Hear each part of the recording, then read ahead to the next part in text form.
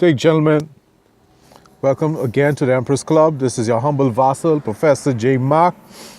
And if you're here, that means you want to offender during the initiation process. Now we're really getting into it. That was only for beginners. You have to weed. You have to weed out the undesirables. You only want good quality people entering the system. So that's why the initiation process was so rough. Now we're in the meat of the book. This is an excerpt from the actual book because this was going to actually be a book. But then it dawned on me, my audience are usually on YouTube for 10 to 16-year-olds. So I decided to do a YouTube video. But anyway, the Empress Club, the real book, not the initiation process, has 12 chapters. And we're going to deal with them in this on YouTube, but then the book is going to be out soon. The 12 chapters, the first one is Time. The second one is Pilgrim's Progress. The third is Have a Goal.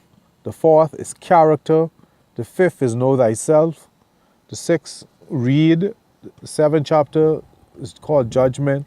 The eighth, Divine Frequency. The ninth, Luck. The 10th chapter is called The Divine Spark. The 11th chapter is called Husbandry. And the 12th and final chapter is called The Mark of a Man.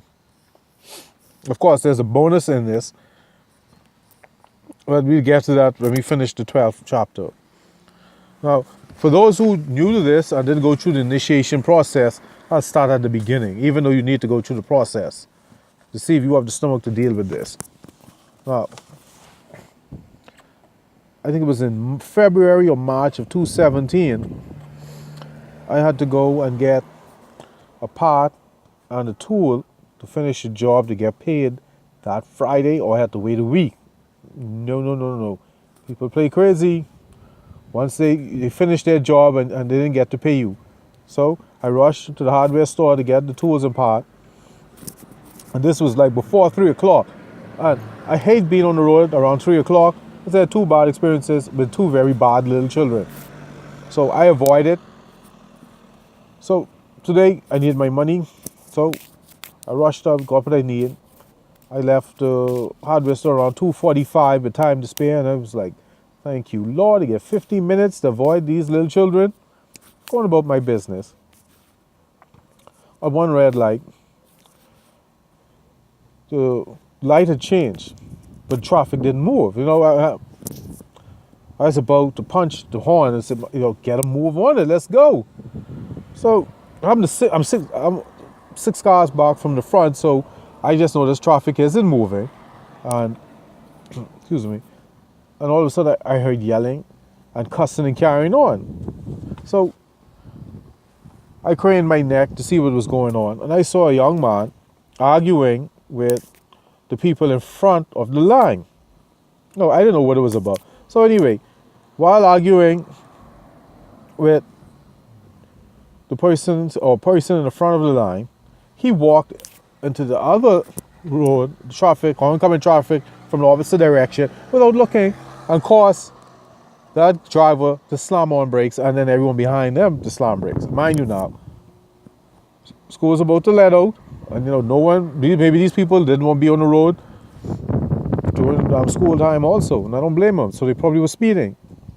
So this dummy stepped into oncoming traffic without looking. And the people who slammed on brakes yelled at him, and he turned around and started cussing and carrying on with them, and he walked across the street, and he didn't even pay attention to the other lane of traffic, just walk in front of them. And they slammed on brakes, and they yelled at him, and he cussed and carried on with them, and it got to the point where two of the gentlemen on that lane, on the opposite lane, got out of their cars, and things escalated to gun talk. And to make matters worse, 6 or 7 of the young man who walked across the street, his friends came over, and they added to it. Now,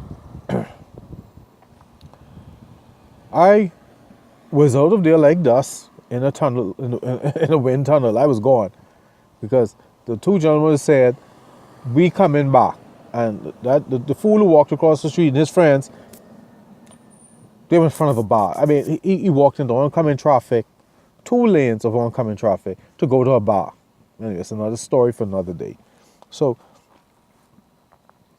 I did everything I could to get away without driving recklessly, because I was not shocked. I would not be shocked if those gentlemen had guns on them.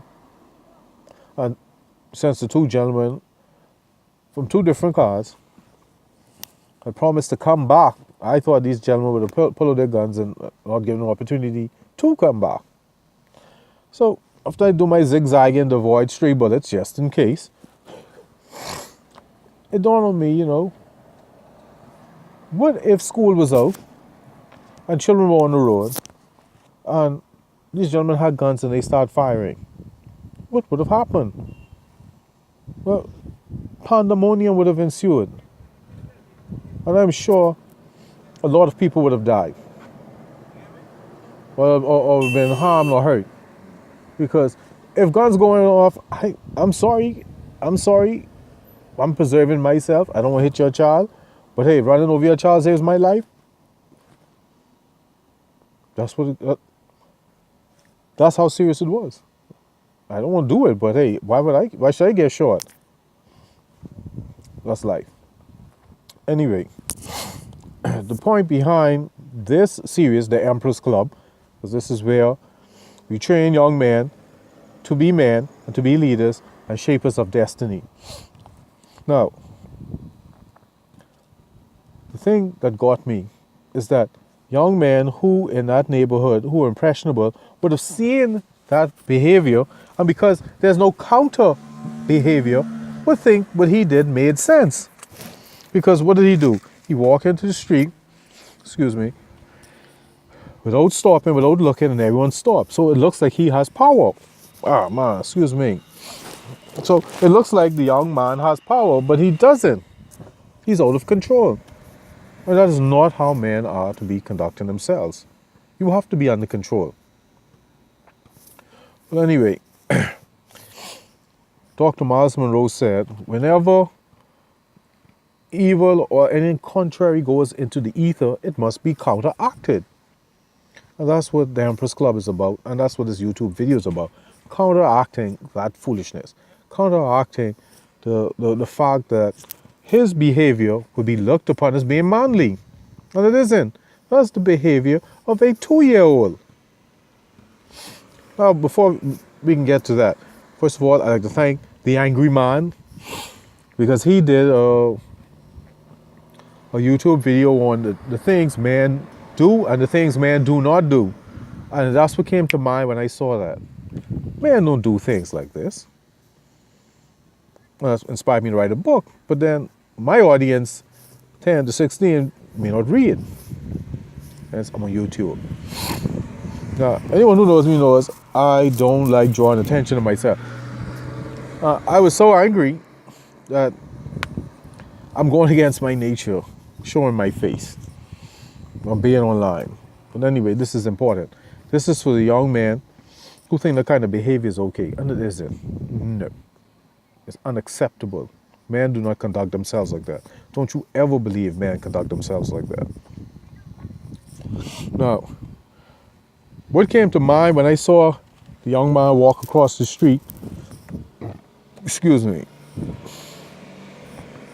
a memory all the way back to 1982 came to mind, flooding back, in which my teacher, 5th grade teacher, came to school one morning, and she was chewing the girls up first thing in the morning.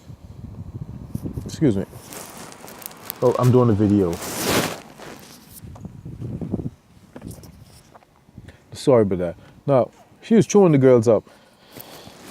Excuse me. And the reason she was chewing them up and tearing them up to pieces was the young ladies crossed the street,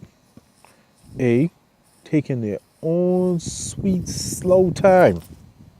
And 2, they crossed the street and the zebra was only 10 feet away. And she said something that That's the wrong way to go about getting attention. If you want to get attention, let it be from doing sense, not foolishness. And that came to mind. And I'm saying this young man looked between the ages of 21 and 25. And I'm saying in 2017, look what men have come to. A 25-year-old man is conducting himself like a prepubescent school-age girl. Now, I understand why the young lady, as I grew older, I understand why the young ladies cross the street and waltzing, taking their sweet time. They're becoming women. They're trying to get attention. Now, with that being said, what is his reason for doing it? So now, there's another video on that called Arrested Development. But see, I'm not focusing on anyone his age bracket. Like I said, this is for the 10 to 15-year-olds to make sure that they do not suffer from arrested development. This young man is in his 20s, his mid-20s, looking on the barrel of 30 and doing what 10-year-old little girls do to get attention. And this is not manhood. This is not manly. This is not masculine. And like Dr. Miles Monroe say, you have to counter the foolishness in the ether. This is my counter.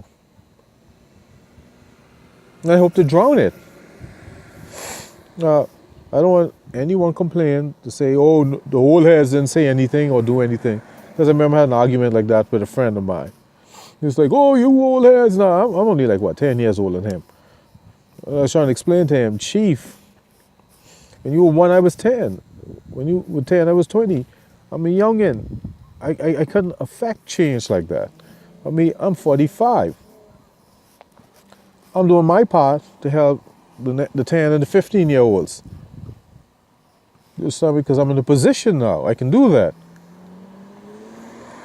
And the first thing is to teach you how to conduct yourself. And carrying yourself like a prepubescent school-age girl is not the way to be a man. I'm sorry. I don't care what's modeled in front of you. Prepubescent school-age girl behavior is unacceptable for men. I'm sorry.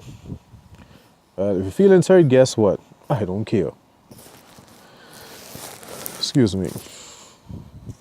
That's the introduction. Thank you for your time. I'm going to catch you on the flip side. I'll be right back to deal with time.